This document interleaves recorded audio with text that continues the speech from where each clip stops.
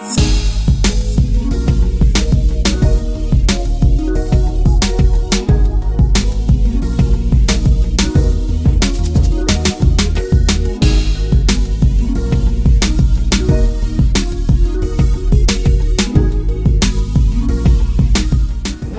bienvenue à ce nouvel Extra Club, en direct de la maison de l'APM.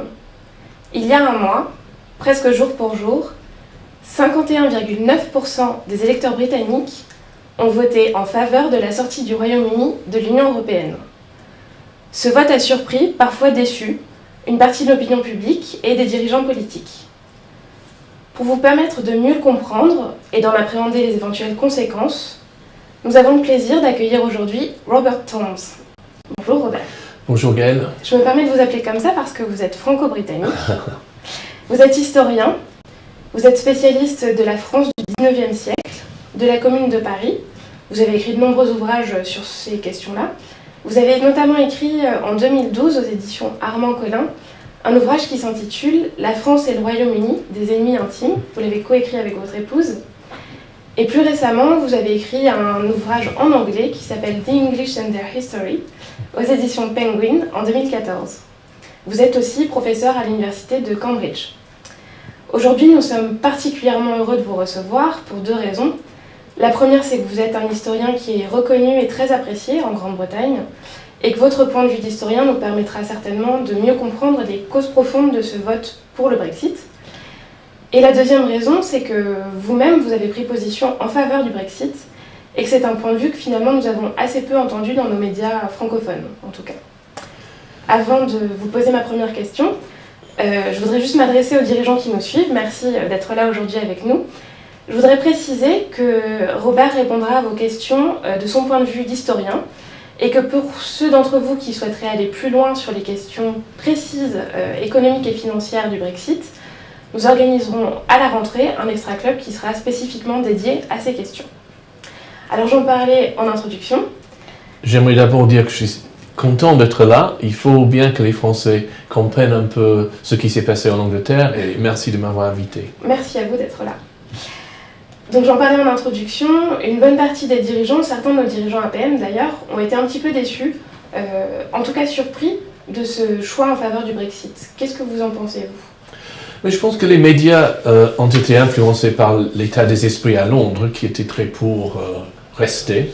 Et donc, ils ont mal jugé l'état d'opinion dans le pays. J'ai parlé avec des hommes politiques qui, eux, ont eu beaucoup plus de contact avec leurs électeurs en province, et eux, ils étaient beaucoup moins surpris. Et moi-même, j'étais assez... je n'étais pas trop sûr, disons, mais je n'étais pas surpris par le résultat. Mais je sais que le gouvernement a eu des sondages juste avant la vote qui ont suggéré une grande majorité pour rester. Donc je pense qu'ils ont été trompés par des résultats, en fait, plus ou moins fictifs de certains sondages. Et vous, selon votre point de vue d'historien, du coup, qu'est-ce qui pourrait expliquer ce choix des Britanniques ? Mais, en fait, il y a beaucoup de choses. Et je pense qu'il faut comprendre que ce n'est pas forcément une grande nouveauté. Il y a des raisons historiques pour lesquelles les Britanniques ont toujours été moins investis dans l'idée de l'Europe intégrée, dans l'idée de l'unité de l'Europe. Et d'abord, c'est un pays assez globalisé, et ça depuis des siècles. Nous avons des contacts très proches avec d'autres pays anglophones. Alors pour nous, l'Europe n'est pas le seul horizon. On a d'autres idées des relations avec le monde. Et une partie au moins du Brexit était plutôt globalisante dans ses vues de l'avenir. Et veut avoir des relations plus étroites avec les pays extra-européens. Aussi, le XXe siècle pour nous a été moins catastrophique que pour la plupart des pays du continent. Nos expériences de guerre civile, d'occupation, de dictature, etc., nous n'avons pas eu. Donc, encore une fois, nous ne considérons pas l'Europe comme le moyen de sauver l'Europe de catastrophe. Pour nous, c'était plutôt un accord commercial qui ne semble pas très bien marcher en ce moment. Alors, les gens sont beaucoup plus prêts à le quitter. Oui. Ça semble pour eux une question moins profonde que pour la plupart des Européens, je crois. C'est ça qui a changé finalement dans les dans les dernières années, parce que ça fait quand même 40 ans que le Royaume-Uni fait partie de l'Union européenne. Oui, c'est sûr. Donc à court terme, les choses qui ont changé sont que je pense qu'une plus grande confiance dans l'avenir du pays hors de l'Europe. Dans les années 60-70, quand nous avons adhéré à ce qui était à l'époque le marché commun, l'état du pays était assez mauvais, économiquement et politiquement, et il semblait à beaucoup de gens que l'Europe était le moyen de sauver le pays de la dérive. Ce n'est plus le cas maintenant. On peut dire que ce n'est pas une attitude très idéaliste, mais je pense que les gens ont considéré qu'on peut faire au moins aussi bien à l'extérieur qu'à l'intérieur, et qu'ils ont simplement décidé que ce serait mieux de partir. Donc, une plus grande confiance dans le pays, je dirais, une plus grande conscience des problèmes du zone euro, surtout du chômage en Grèce, en Italie, en Espagne, et donc l'idée que l'Europe et la réussite économique n'existe plus. La forte immigration que vous avez déjà évoquée, qui vient du pays de l'Union européenne, a été beaucoup plus rapide depuis une dizaine d'années que dans le passé, donc même jusqu'à 600 000 personnes par an, dont la moitié reste, et donc un grand changement de la population. J'ai lu l'autre jour que parmi les pays populeux, il n'y a que le Bangladesh qui est plus peuplé que l'Angleterre. Donc il y a une inquiétude sur le niveau de l'immigration et du fait que l'immigration de l'Europe n'a pas de contrôle. Donc un désir de limiter l'immigration. Et puis il y a deux choses qui sont très évidentes mais qui sont quand même fondamentales. Nous ne sommes pas dans la zone euro, donc il est beaucoup plus facile de quitter l'Union.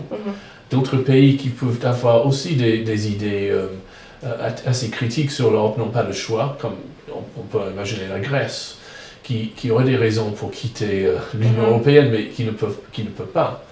Et aussi, évidemment, nous avons eu un référendum. D'autres pays ne l'ont pas eu, sauf que d'autres pays auraient pu faire le même choix que nous s'ils avaient eu cette occasion, mais ils ne l'ont pas eu. Donc ce n'est pas forcément le cas que l'opinion en Grande-Bretagne est très différente de l'opinion dans beaucoup d'autres pays européens, mais la situation politique est différente, donc le choix a été fait. D'accord.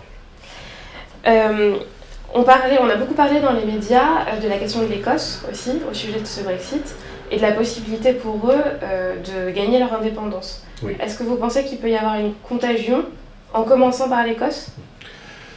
C'est possible, sauf que personnellement je n'emploierais pas le mot contagion. Ce n'est pas une maladie après tout. Si les Écossais veulent vraiment être indépendants, moi je leur dirais bonne chance. Mais en ce moment, leur situation est très délicate. Ils ont déjà eu, comme vous le savez, un référendum sur l'indépendance qui a été perdu par les nationalistes. Maintenant, leur position financière, à cause de la chute du pétrole, est beaucoup plus fragile que dans le passé. Ce serait un énorme risque pour eux de devenir complètement indépendants. Ce n'est pas du tout sûr que l'Union européenne les accueillerait à bras ouverts à cause de l'Espagne et d'autres pays qui ne veulent pas encourager les divisions des États. Et il faudrait aussi établir une frontière entre l'Écosse et l'Angleterre qui serait encore très risquée pour eux. Donc je pense qu'ils vont hésiter avant de faire je pense que les nationalistes vont faire du bruit, disons, mais ils sont très prudents sur l'action. Beaucoup de bruit pour rien, finalement, pour citer mon auteur préféré. C'est clair que l'Écosse a une vision très différente de l'Europe et de sa propre identité. Il va falloir, si on veut garder l'Union britannique, de trouver des moyens de rendre les Écossais plus heureux de leur sort, si on veut. Et dans ce cas-là, je pense qu'il y aura beaucoup plus de décentralisation vis-à-vis des autres pays britanniques, parce que je pense que les Français ne sont pas toujours au courant du fait que le Royaume-Uni est un royaume de plusieurs nationalités. Ce ne sont pas des régions comme la Bretagne ou la Normandie, ce sont des nations et qui se considèrent comme des nations et qui sont des pays différents. L'Écosse est déjà très différente de l'Angleterre légalement et politiquement, et donc ça va certainement continuer. D'accord. À votre avis, c'est quoi la prochaine étape de ce Brexit ?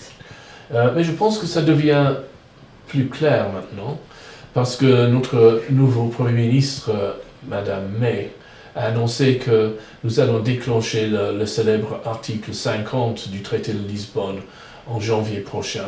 C'est-à-dire, on va commencer à ce moment-là les négociations formelles qui peuvent durer 2 ans pour quitter l'Union. 2 ans maximum, hein, c'est ce que Oui, vous 2 ans disiez. maximum. Et je pense que personne en Angleterre veut que ça traîne jusque-là, et certainement pas plus loin. Jusqu'à janvier, nous allons faire des discussions informelles qui sont déjà commencées avec les autres pays européens et aussi avec des tiers pays comme les États-Unis, l'Australie, le Canada, pour avoir l'idée des accords commerciaux qu'on pourrait établir avec eux. Et donc, je pense que c'est assez clair que notre gouvernement va proposer à l'Europe, à l'Union, de continuer des relations commerciales comme elles sont maintenant. Mais évidemment, on ne sera pas à l'intérieur du marché unique, et donc sans les contraintes et les obligations que le fait d'être dans le marché unique impose. Donc, le libre-échange, en fait. Oui, d'accord. On en a un petit peu parlé tout à l'heure, et c'est un autre sujet sensible finalement dans ce Brexit, la question de l'immigration. Oui. Qu'est-ce que ça va changer pour le Royaume-Uni ? Mais ça a été une énorme question pendant la campagne. Et c'est clair que le gouvernement est obligé, et même tous les partis politiques acceptent qu'il faut changer le système actuel. Même pour les partis de gauche, s'ils ne font pas, ils vont perdre leurs électeurs qui vont vers l'UKIP, la partie de droite. Pour les conservateurs, c'est quelque chose qui pourrait diviser le parti. Donc tout le monde est plus ou moins d'accord qu'il faut faire au moins quelque chose pour limiter le nombre et la vitesse de l'immigration. Et on a beaucoup parlé d'un système comme le système australien où on a dit point. Si on veut entrer dans le pays, il faut avoir un certain profil de qualification, de spécialité, de métier. Et donc on pourra choisir et limiter le nombre de personnes qui arrivent. Ce qu'on ne peut pas faire en ce moment, bien sûr, avec les ressortissants de l'Union européenne. D'accord. Et les ressortissants français, on dit qu'il y a à peu près 300 000 Français installés à Londres. Ça varie un peu selon les sources. Et les ressortissants européens qui sont à Londres et au Royaume-Uni, qu'est-ce que ça va changer pour eux ? Ils vont devoir partir ? Non, certainement pas. C'est assez intéressant en fait que les chefs de file du mouvement Brexit ont demandé au gouvernement de garantir la position des Européens qui sont déjà installés. Le gouvernement ne l'a pas fait encore, je pense parce qu'ils ont peur que des actions contre les Britanniques qui sont installés en Europe. Il me semble, à moi personnellement, que c'est impensable que le gouvernement britannique ou les gouvernements européens essaient de prendre des mesures contre les ressortissants de leur pays qui sont déjà installés à l'étranger. Il y aura à un certain moment des limites sur les nouveaux arrivants qui vont peut-être avoir des droits limités à un certain nombre d'années ou qui seront obligés éventuellement d'avoir des permis de travail. Mais pour ceux qui sont déjà installés, je pense que c'est clair que rien ne changera pour eux. D'accord. Et comme vous avez dit, il y a des quartiers entiers de Londres qui sont plus ou moins parisiens. Oui, d'accord. Et je devrais dire en fait que je pense qu'on a beaucoup exagéré un côté xénophobe dans le Brexit. C'est sûr qu'il y a des xénophobes en Angleterre comme dans tous les pays, mais l'hostilité vis-à-vis des Européens n'existe pas. Ce n'est pas qu'on n'aime pas avoir des Européens chez nous, c'est qu'on veut avoir la possibilité au moins de dire le nombre de personnes qui peuvent être accueillies et aussi la qualification des travailleurs qui voudraient venir travailler. D'accord. Alors, avant de passer aux questions de nos dirigeants, est-ce que vous avez un mot de conclusion ? Oui, en fait, je pense qu'il faut... J'espère que tout le monde va considérer ce change comme finalement positif. Ce n'est pas un geste d'hostilité vis-à-vis de nos amis européens avec qui nous avons des amitiés, des relations. Comme dans mon cas, vous avez dit, je suis marié avec une Française. Même Nigel Farage, qui est le chef de l'UKIP et qui est souvent très critiqué à l'étranger, est marié avec une Allemande, vous le savez peut-être. Donc l'idée que ce changement va être une sorte de rejet du monde extérieur est une caricature. D'accord. Merci déjà pour cette première partie. On va passer à la deuxième partie, à vos questions. On avait déjà reçu pas mal de questions avant le début de cet Extra Club, je vous en remercie. Donc la première question, c'était de votre point de vue de franco-britannique, donc on vient d'en parler. Comment vous voyez l'avenir des relations entre la France spécifiquement et le Royaume-Uni? Mais la France est en fait notre allié européen le plus important. Il y a déjà un traité de Douvres, je crois, qui a créé des liens dans les questions de sécurité, des développements d'armement, la coopération entre les forces armées qui sont extrêmement serrées.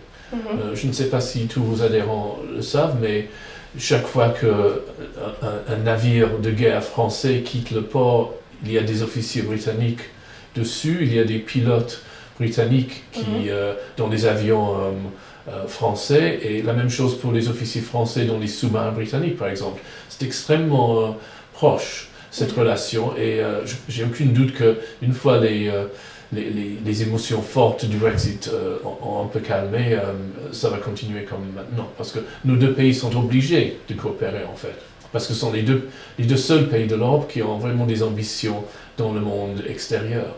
D'accord. Après tout, nous sommes tous les deux membres du Conseil de sécurité des Nations Unies. Nous avons les mêmes intérêts de représenter l'Europe, pas forcément l'Union européenne, mais l'Europe dans le monde, et nous le faisons ensemble. Nous sommes obligés de le faire ensemble. D'accord. Et nous avons une question aussi qui était l'attitude de l'Europe plutôt vis-à-vis du Royaume-Uni. Oui. Est-ce que dans les négociations, il va y avoir une exigence très forte malgré les éventuelles répercussions économiques? Certainement. Je sais qu'il y a des déceptions et même des colères même, qui sont compréhensibles. Mais c'est sûr que je pense que l'Union européenne va vouloir essayer de garder, ou d'obliger l'Angleterre de garder les obligations qu'elle a maintenant. Je pense que ça ne va pas arriver, et finalement on va arriver à une sorte de compromis.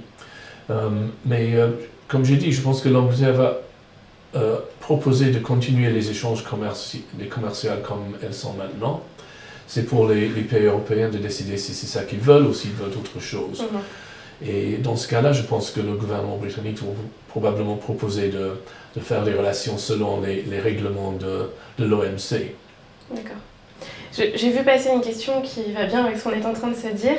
Un adhérent qui nous pose une question qui est comment on peut à la fois vouloir les avantages sans les inconvénients de l'Union européenne finalement? Mais en fait, nous voulons des avantages quand d'autres pays qui sont liés commercialement avec l'Union européenne. Le fait est que nous sommes, comme j'ai dit plus tôt, nous n'avons jamais été très convaincus par le projet européen. Et nous sommes déjà à moitié dedans, à moitié dehors. Nous ne sommes pas dans la zone euro, nous ne sommes pas dans la zone Schengen. Donc il me semble que c'est dans un sens plus honnête et plus net de dire il faut reconnaître que l'Europe, l'Union européenne, va devenir plus cohérent, probablement, plus centralisée. Nous ne serons pas là-dedans de toute façon, nous ne sommes pas dans la zone euro. Donc il faut reconnaître une différence et agir dans notre intérêt mutuel.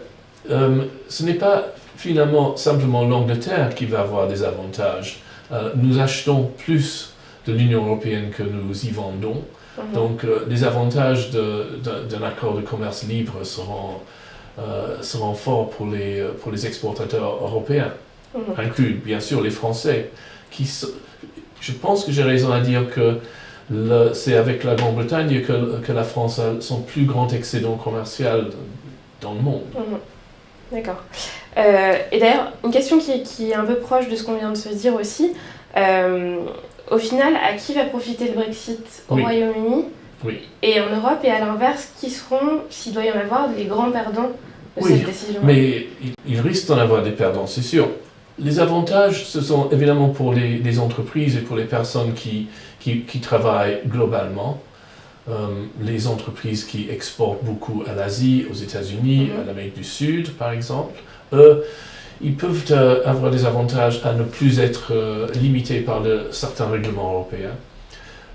Les perdants seront ceux qui sont très liés avec l'Union européenne, évidemment. Les entreprises, et aussi des individus, des étudiants, par exemple, les chercheurs qui sont liés avec des réseaux européens.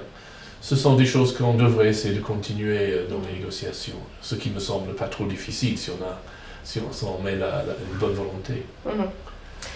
Les perdants. Oui, vous avez demandé. les perdants, oui. Mais en fait, les perdants, je pense que parmi les perdants éventuels seront les exportateurs français.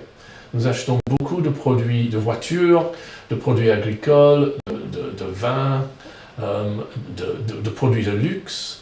Si nous n'arrivons pas à un accord commercial, ce sont des exportateurs qui vont souffrir aussi. Donc il me semble que c'est dans l'intérêt de l'industrie française de vouloir en fait de continuer des relations. De négocier des bons accords. Oui. Oui. D'accord. Parce qu'après tout, nous pouvons toujours acheter du vin australien. Oui, non, ne le faites pas. Vous pensez que le Brexit, c'est une vraie chance pour l'Europe? C'est une des questions qui nous était posée aussi. Oui, mais si vous pensez, et beaucoup de gens le pensent, que l'Angleterre a toujours essayé de retarder le progrès vers l'intégration européenne, donc le départ de la Grande-Bretagne pourrait être une bonne chose, à condition que les pays de l'Europe savent ce qu'ils veulent en fait. Et il me semble qu'il y a des difficultés pour l'Union européenne, surtout comment gérer l'eurozone, comment maintenir l'euro. Et est-ce que la France et l'Allemagne ont les mêmes idées là-dessus? Ce n'est pas pour moi de le dire. Et je pense que l'Europe risque d'être un peu coincée dans une situation de paralysie où on ne peut pas sortir des institutions actuelles ni avancer vers un nouveau gouvernement économique de l'Europe. Mais c'est ça que tout le monde dit est nécessaire. Ça serait pour vous maintenant de le faire sans nous et sans les entraves de notre politique en fait. D'accord. Donc on va y arriver en fait. Je vous souhaite bonne chance. Merci. Il y avait une question qui me touche, c'est une question sur les jeunes. Les jeunes, en grande majorité, au-delà de 70%, je crois, ont voté pour rester dans l'Union européenne. Oui. Vous, en tant que pro-Brexit, est-ce que vous pensez que la jeunesse a tort? Évidemment, je ne peux pas faire penser autrement. Mais je pense qu'il y avait une certaine sorte de sentimentalisme vis-à-vis de l'idée de l'Europe comme grande famille des nations qui était fort parmi les jeunes, qui ne savent pas forcément grand-chose sur l'Union européenne. Souvent, ils ne sont pas du tout conscients du fait que les jeunes dans d'autres pays sont beaucoup plus sceptiques qu'eux, parce qu'ils ont beaucoup plus souffert, par exemple, du chômage. Si vous pensez à un pays comme l'Italie ou l'Espagne, je pense que les sondages montrent que les jeunes là sont beaucoup plus critiques de l'Europe. Les jeunes Anglais n'ont pas vu les désavantages de l'Union européenne, ils n'ont vu que les avantages. Donc c'est assez clair qu'ils sont en général pour. Mais le fait est que beaucoup n'ont pas voté, donc ce n'est pas un sentiment très fort pour eux. D'accord. On va prendre les questions qui arrivent nombreuses, manifestement, merci. Alors, que pensez-vous du rôle mortellement répété des tabloïds anglais et des médias en général? On en a parlé un petit peu tout à l'heure. Le rôle des médias qui ont un petit peu tapé sur l'Europe peut-être aussi? Oui. Un peu des deux côtés. C'est quelque chose qu'on dit beaucoup, je sais qu'on le dit beaucoup en France et on le dit beaucoup en Angleterre parmi ceux qui étaient partisans de l'Union européenne. Je pense qu'il ne faut pas trop donner trop de responsabilité aux médias. Le fait est que l'Europe a des problèmes qui sont pas l'invention des tabloïds britanniques et tout le monde est conscient de ces problèmes. Par exemple, le chômage, les problèmes politiques qu'on a eu en Grèce, en Italie. Donc, il y a un sens que l'Union européenne va dans une mauvaise direction et aussi qu'il utilise, ou que le pouvoir est utilisé souvent d'une façon peu démocratique. Ce ne sont pas des inventions. C'est clair qu'il y a certains journaux en Angleterre qui ont été depuis longtemps eurosceptiques, mais d'autres journaux comme The Guardian et aussi les médias, la télévision surtout, a été plutôt pro-européen. Donc il y a un certain équilibre dans les médias. D'accord. Alors, une question sur la façon dont vous avez posé la question à votre population britannique. Est-ce que le référendum sur la question d'une entrée ou d'une sortie de l'Union européenne est le moyen le plus adapté pour poser des questions sur cette construction européenne? Mais je ne pense pas qu'on puisse poser des questions trop compliquées dans les référendums. Il faut avoir des questions claires et nettes, et cette question a été beaucoup discutée des deux côtés. Donc il me semble que le résultat n'était pas une sorte d'expression d'ignorance, c'était quelque chose que les gens en général ont bien compris.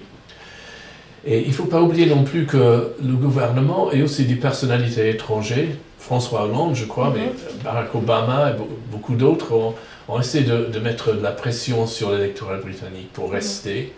Et donc je pense que sans cette pression, la majorité pour sortir aurait été beaucoup plus grande encore. D'accord. Est-ce que le Brexit remet en cause les accords sur le blocage des frontières franco-britanniques à l'immigration clandestine ?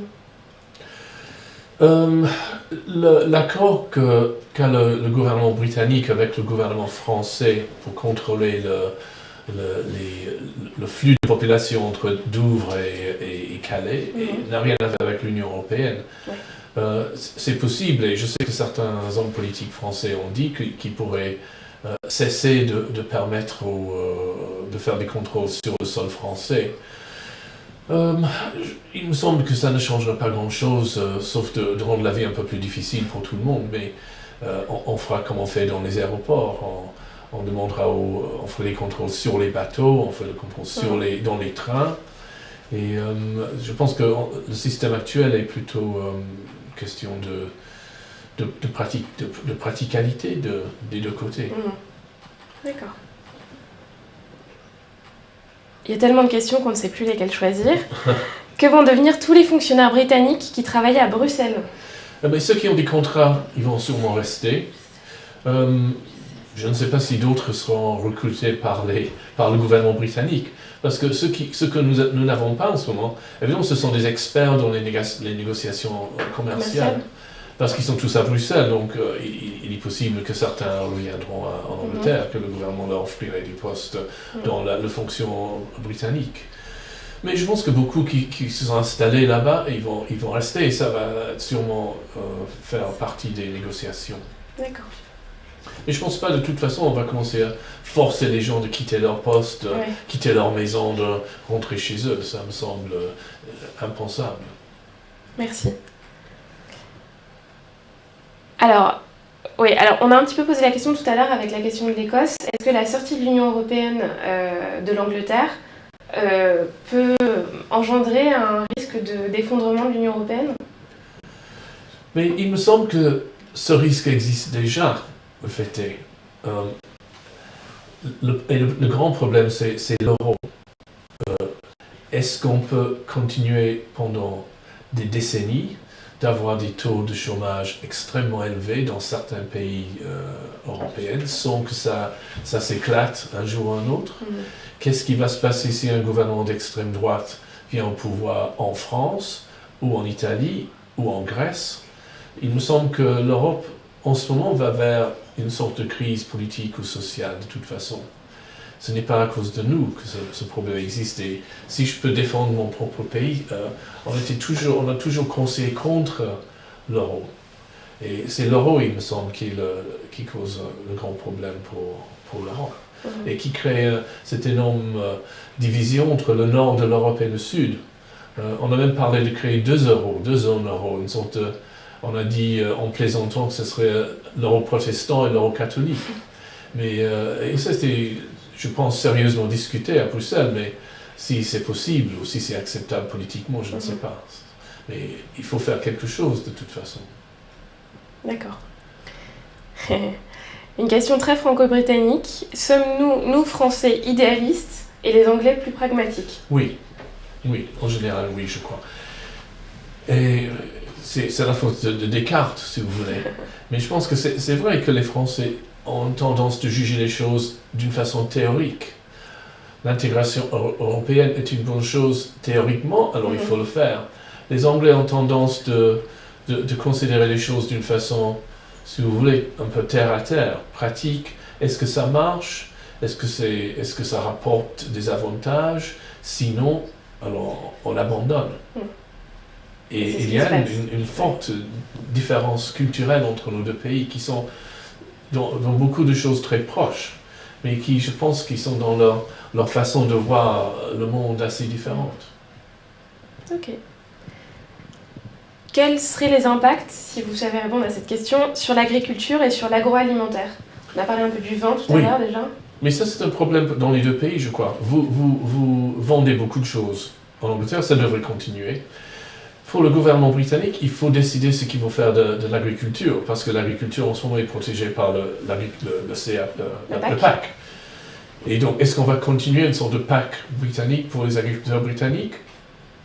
Est-ce qu'on va adopter un système de libre-échange où on va importer beaucoup de produits, comme on faisait dans le passé, des pays comme le Canada, l'Australie, le fromage, la viande, etc.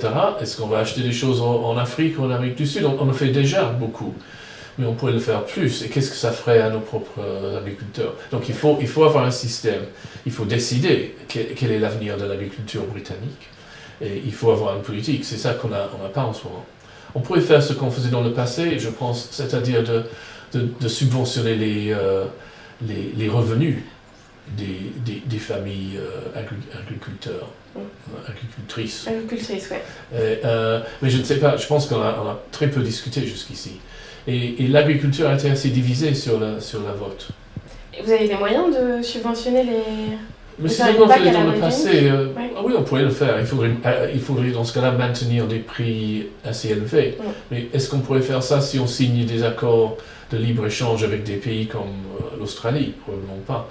Mais avant, quand on achetait beaucoup dans ces pays-là, en Australie, on subventionnait les familles, si vous voulez. Donc même si une exploitation ne faisait pas de bénéfices, donc on donnait une sorte de supplément de revenus pour continuer l'agriculture et pour avoir un système agricole qui gérait le sol. Il faut avoir un système ou un autre pour faire cela. D'accord. Mais ça serait peut-être basé moins sur la production et plus sur le revenu. Et aussi, par exemple, sur le fait c'est possible que plus de notre territoire devienne une sorte de centre de tourisme plutôt qu'un grand producteur de nourriture. D'accord. Et quelles seraient les conséquences, à votre avis, pour des grandes entreprises comme EasyJet, par exemple, qui ont leur siège au Royaume-Uni? Je ne vois pas pourquoi ça devrait changer beaucoup. Les gens vont encore vouloir passer leurs vacances en Europe. Les Européens vont venir en Angleterre faire leurs courses à Londres. Il y aura quand même des échanges. Ce qui je pense, a une influence sur les compagnies aériennes, c'est l'état de l'économie générale. Ce sont aussi l'état politique. Les attentats ont de l'influence sur les voyages. Mais je pense que pour l'avenir, ça ne changera pas grand-chose. D'accord. Que va-t-il se passer avec la finance anglaise qui pèse 15% du PIB anglais? Oui, ça c'est une grande question qu'il faut négocier. Selon ce que j'ai lu, et vos adhérents ont beaucoup d'experts sur cette question, j'en suis sûr, que Londres va de toute façon rester le grand centre commercial de l'Europe. La question c'est si les entreprises, les banques, etc. britanniques vont pouvoir, comme maintenant, exercer leur métier librement en Europe. Il y a certainement des personnes qui voudraient les empêcher. Dans ce cas-là, il y a des moyens de contourner des règlements toujours. On peut établir des succursales dans des pays européens. Donc il est possible qu'un certain nombre de personnes quittent Londres pour aller s'installer à Paris ou à Francfort. Mais ça serait une question pour la négociation de toute façon, parce que les banques allemandes et françaises voudraient aussi pouvoir travailler à Londres. S'ils veulent empêcher les banques britanniques de travailler chez eux, le fait est qu'ils vont trouver la même chose chez les Britanniques. Donc c'est une question d'intérêt et de discussion, je crois. Les règlements vont rester les mêmes, quasiment, en Angleterre et en Europe. Donc il n'y a pas de raison pratique pour empêcher les banques et les compagnies d'assurance de travailler librement. Ça serait une question politique et peut-être une question un peu émotionnelle. Encore. Oui. Comment les négociateurs britanniques vont-ils être accueillis par Bruxelles? Par Bruxelles, je pense, avec beaucoup de mécontentement. Dans les pays européens, j'espère avec beaucoup plus d'amitié, parce que nous avons des intérêts en commun. Et dans la campagne Brexit, on a dit beaucoup que nous intéressons les mêmes. Donc la question c'est est-ce que nous allons reconnaître cette identité d'intérêt ou est-ce qu'on va essayer de créer des difficultés pour des raisons politiques, pour punir la Grande-Bretagne, pour sortir. Mais aussi, et c'est clair, pour essayer de décourager les autres de faire la même chose. Mais je ne vois pas exactement ce qu'on peut faire en fait. Alors, très belle transition. Le Brexit va-t-il faire exploser le Royaume-Uni, notamment avec l'Écosse et le Pays de Galles?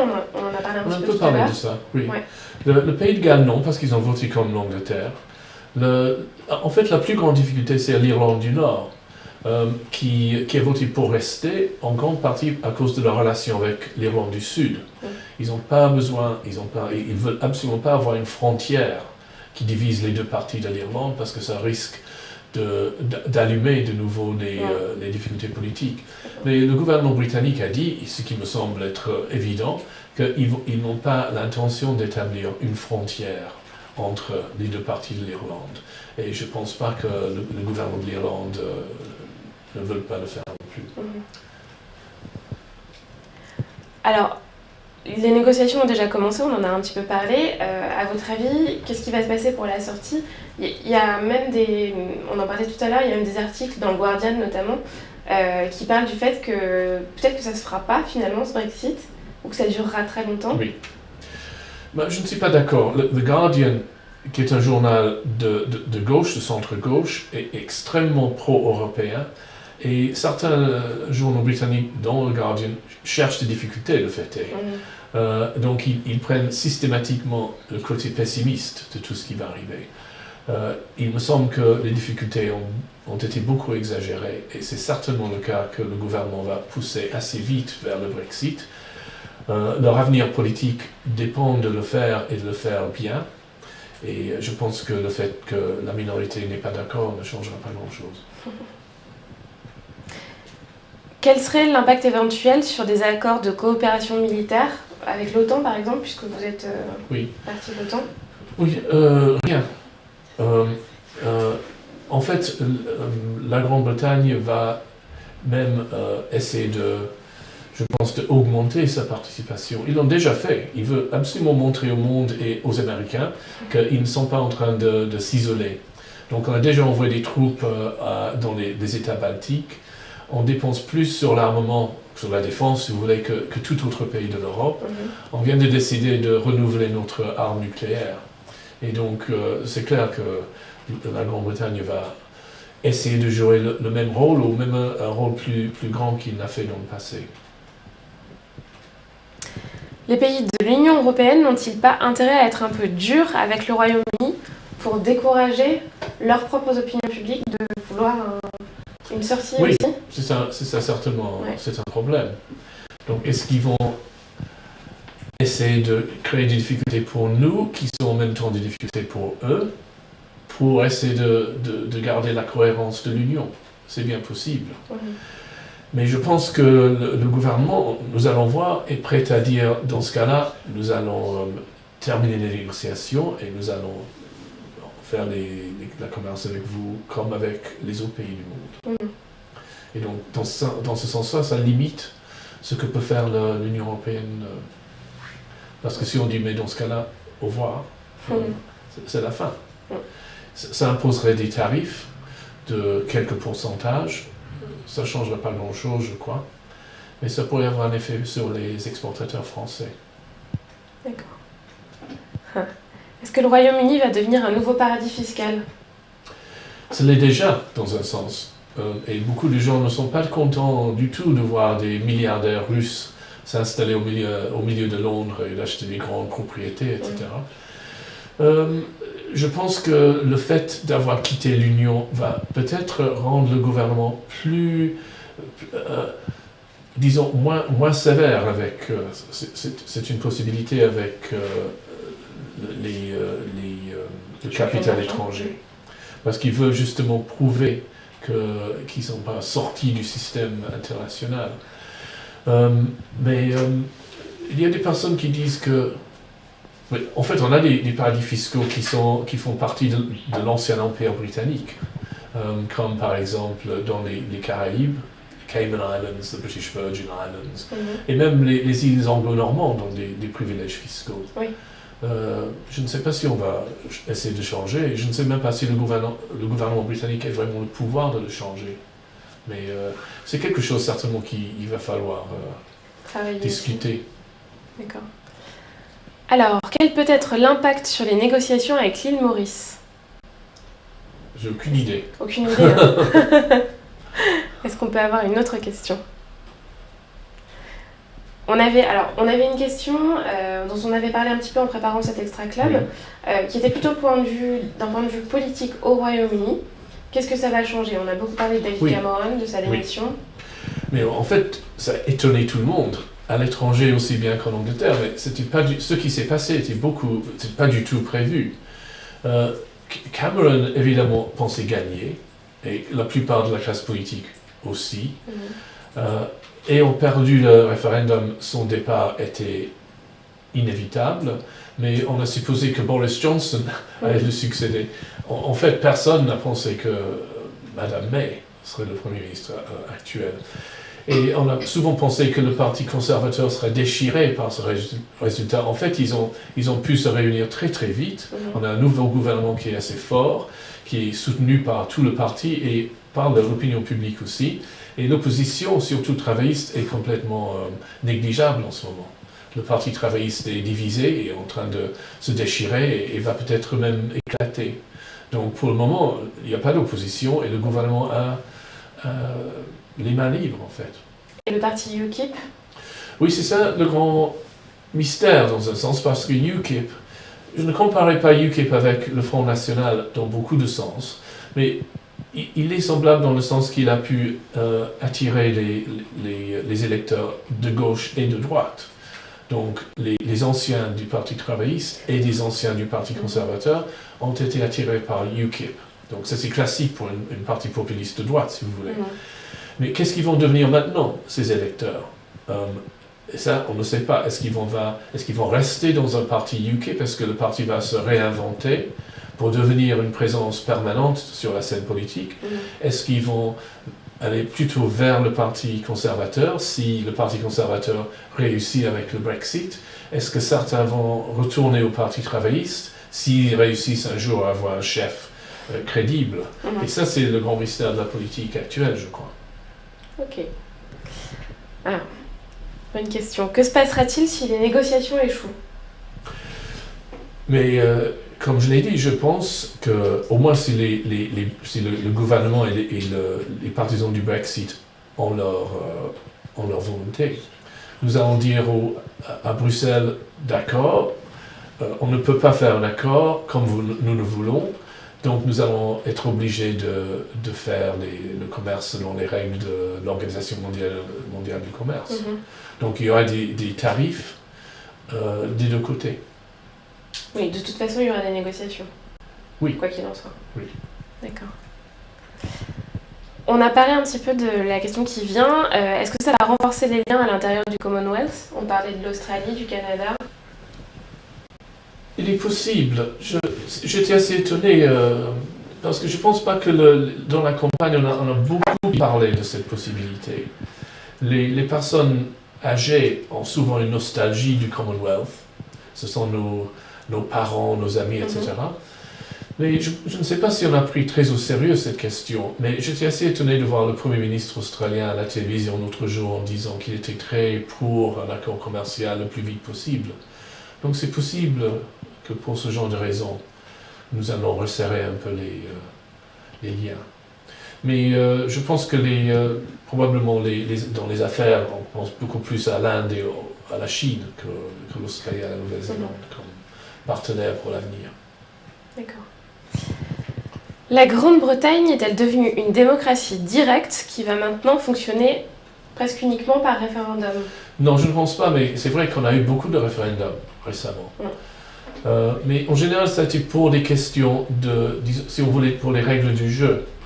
Ce n'est pas pour des questions législatives. On n'a jamais demandé aux gens s'ils veulent, oui ou non, augmenter la sécurité sociale. C'est toujours des questions de base, comme par exemple, évidemment, l'appartenance à l'Union européenne, l'appartenance de l'Écosse au Royaume-Uni, des questions de gouvernance en fait. Et il me semble que ça c'est raisonnable. C'est raisonnable de poser ce genre de questions dans les référendums parce que nous n'avons pas, comme tout le monde le sait, une constitution écrite comme vous l'avez. Et alors si on n'avait pas de référendum pour ce genre de questions, ça voudrait dire que les hommes politiques qui ont été élus au Parlement auraient le droit d'écrire leurs propres règles du jeu. Et il faut quand même demander au pays s'ils sont pour ou contre un certain système de gouvernement. On en parlait dans notre préparation, je pense que c'est un point qui est intéressant à développer. Vous m'expliquiez que le Parlement, justement, au Royaume-Uni était beaucoup plus important, avait une place plus importante que dans notre système français. Certainement beaucoup plus important que dans la Ve République. Mais c'est possible qu'il y ait une sorte de sentiment historique qui dit qu'il faut que notre propre Parlement fait nos lois. C'est vrai que beaucoup de personnes n'aiment pas l'idée qu'une grande partie des lois viennent de Bruxelles, qui n'ont jamais été votées. Donc il y a une sorte de sentiment, si vous voulez, de démocratie nationale qui est assez enraciné. Et aussi, je pense qu'il y a aussi un genre de soupçon des élites. Ce n'est pas pour les élites de nous dire comment nous devrions faire la politique, c'est pour le peuple finalement de décider. Et ça, je pense aussi, c'est assez profondément enraciné dans la culture politique. Nous n'avons jamais eu de cas, ce n'est certainement pas partie de notre mythe politique, si vous voulez, que l'élite décide l'avenir du pays, comme a été le cas, par exemple, en Allemagne avec Bismarck, ou en Italie avec le Risorgimento, même en France avec les Jacobins ou Napoléon. Ça a toujours été le peuple qui a décidé. Au moins, c'est ça que nous aimons croire. Alors l'idée qu'il faut que le peuple décide et que le peuple regagne son pouvoir final est assez important émotionnellement. D'accord. J'ai vu passer tout à l'heure une question qui était qu'en pense la reine ? Ah, mais ça c'est intéressant, parce que la reine doit toujours et essaie toujours de rester neutre dans les questions politiques. Mais il semble de temps en temps qu'elle donne au moins des petites, comment on dit, hints, des petites indications subtiles de ce qu'elle pense. Et elle a dit, par exemple, à l'époque du référendum écossais, elle a dit simplement, elle espère que les Écossais vont penser avant de décider, ou quelque chose comme ça. Elle est supposée avoir dit à son entourage, je ne vois pas pourquoi on fait partie de l'Union européenne, mais ça a été plus ou moins nié, au moins ça n'a jamais été dit publiquement. Mais elle a dit dernièrement, c'était assez intéressant, quand elle ouvrait le Parlement en Écosse, elle a dit quelque chose comme il faut maintenant qu'on ait des réflexions froides et rationnelles sur l'avenir et qu'on fait moins d'émotions. Donc ça a pu être interprété comme un appel à l'acceptation du référendum et non pas comme dans le Guardian de dire qu'il faut tout refaire ou qu'il faut essayer de changer la décision. D'accord.